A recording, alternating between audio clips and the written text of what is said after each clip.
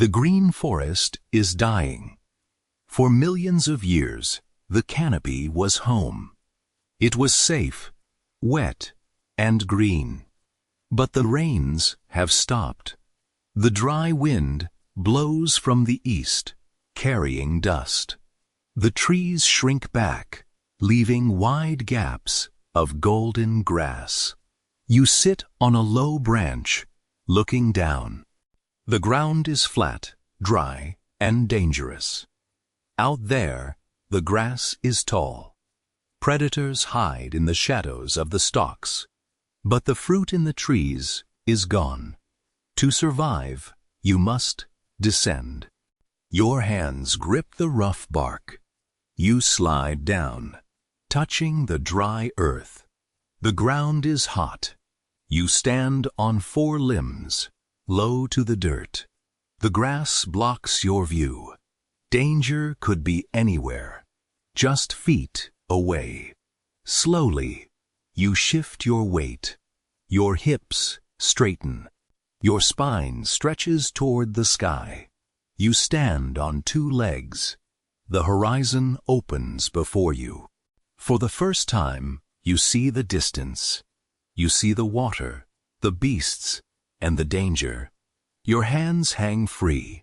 They do not touch the ground. They are empty, ready for something new. You take a step. It is awkward, unstable, and slow. But you do not fall. Another step follows. Footprints appear in the dust, side by side. A new path begins here, in the open sun. The ground is covered in rough stones. You pick up a dark, heavy river rock. It is simple, cold, and useless. You strike it with another stone. A sharp crack echoes through the quiet valley. A thin glass-like flake breaks away, falling into the dirt. You pick up the flake.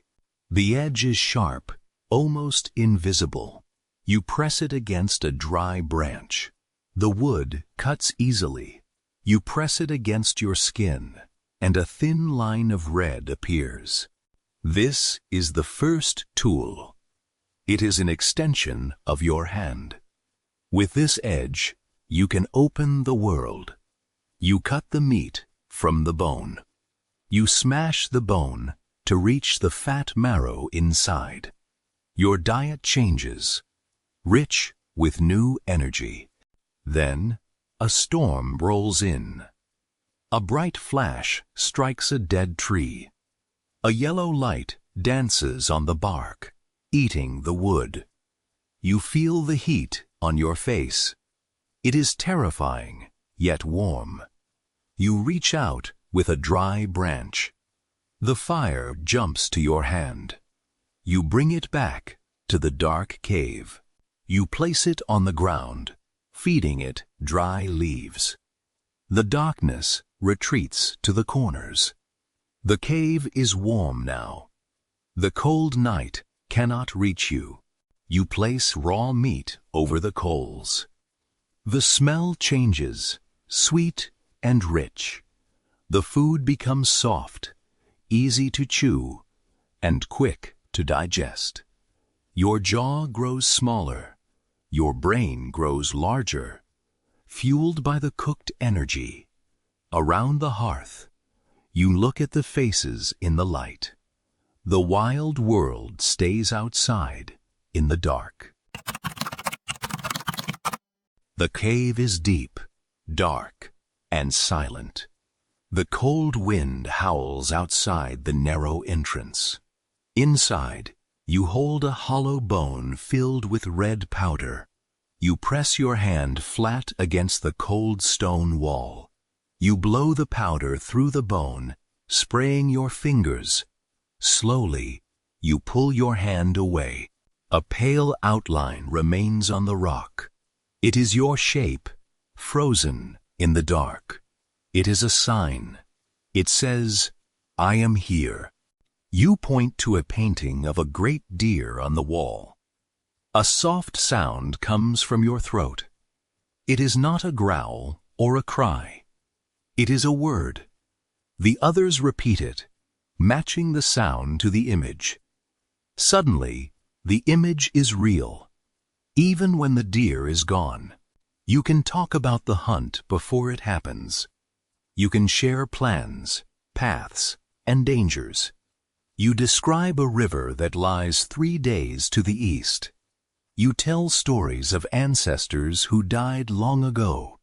You speak of spirits in the wind and gods in the stars. A shared dream begins to grow. The group is no longer just a collection of bodies. It is a tribe, bound by stories. You cooperate like no other creature on Earth. You can hunt beasts 10 times your size, because you move as one mind. The valley is empty. The great herds have moved, leaving only dry dust behind. You must follow them into the unknown. You walk north, leaving the warm grass of your birth. The air turns cold, biting at your skin. You do not have fur, so you must take it. You wrap yourself in the thick skin of the beasts you hunt. You stitch the hides together with bone needles. You build shelters of mammoth bone and heavy branches. Every valley presents a new challenge. The green hills turn to vast deserts of sand. The deserts turn to frozen plains of ice. You adapt to everything without changing your body. You build tools for the cold and tools for the heat. You look across the wide sea. You build boats of wood and hide, pushing into the rough waves. You cross the water, finding islands that have never seen your footprint. You spread across the globe, a thin line of fires stretching from coast to coast. Other ancient cousins live in these lands, but they disappear as you arrive. You are adaptable, creative, and numerous. The earth is no longer just a place where you live. It is a place you shape. The sky is no longer dark. Cities of concrete and steel rise into the clouds, glowing with a million lights. You sit in a quiet room, staring at a small screen of glass. Information moves across the world in an instant. The air is filled with the hum of engines and voices. It is a world of noise, speed, and machines. Yet, look down at your hands. The palms are soft, but the bones are the same.